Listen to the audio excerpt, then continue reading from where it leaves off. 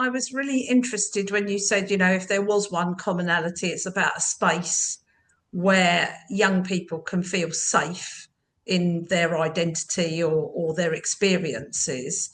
And I think I'm going to push this along a bit and say, well, what are the areas in which LGBT plus young people don't feel safe? What is it about our society that doesn't provide that level of safety?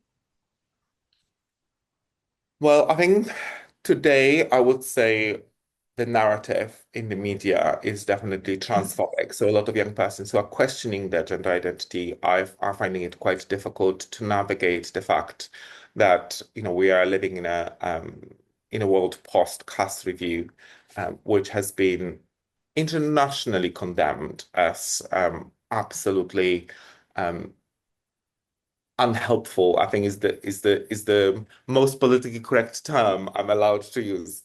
Unhelpful for the trans young person specifically, but also there is kind of continuous attacks on trans access to sports, for instance. We have just recently seen the Olympic Committee kind of banning the trans women from women's sports and stuff like that. Like that it's just continuous efforts of the world to carry on oppressing the trans community specifically.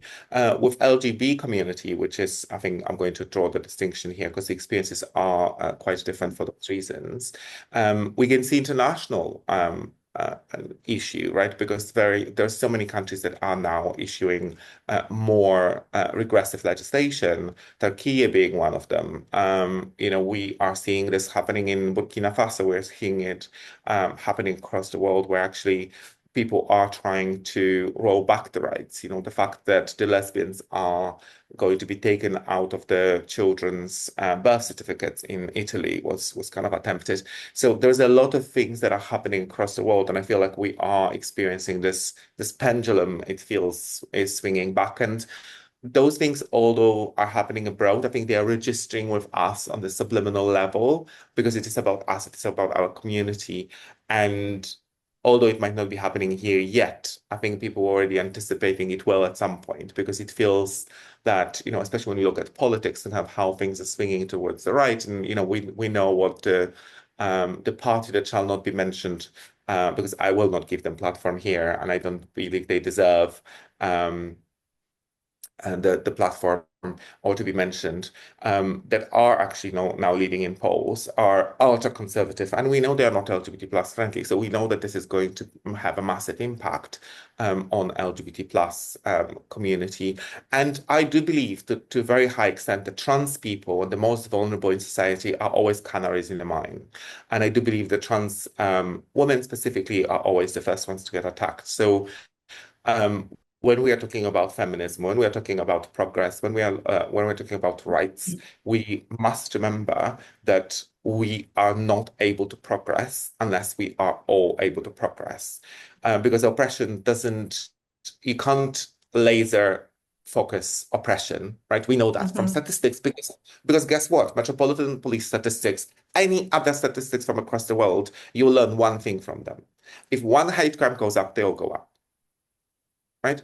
So we know that when oppression of trans women increases, the racial hate crime increases, the ableist hate crime Mm. increases, the femicide increases. Like, and people ask, oh, why is that the thing? Like, well, the correlation doesn't mean causation. Clearly, one doesn't necessarily mean Mm.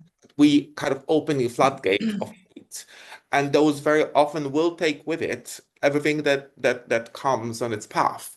So, although obviously we do understand as people who are from scientific backgrounds that one doesn't necessarily clearly leads to another, we know that when we allow that narrative to be exercised in public spaces, in public discourse, then that's exactly what's going to happen. The hatred will be brewed, and the next person who looks differently, sounds differently, or presents differently will be the one who gets the impact, the brunt of that hate. And it doesn't have to necessarily be a trans woman at this particular moment in time. It can be a woman who simply doesn't look womanly enough. And we've seen it. We've seen it in the media. There was a coverage of a woman with double mastectomy who was not allowed to access to women's changing rooms. So we can see that actually transphobia has got real life impact on women who are not womanly enough in the eyes of the beholder, because whatever that means is to be explained by those who are holding those transphobic views.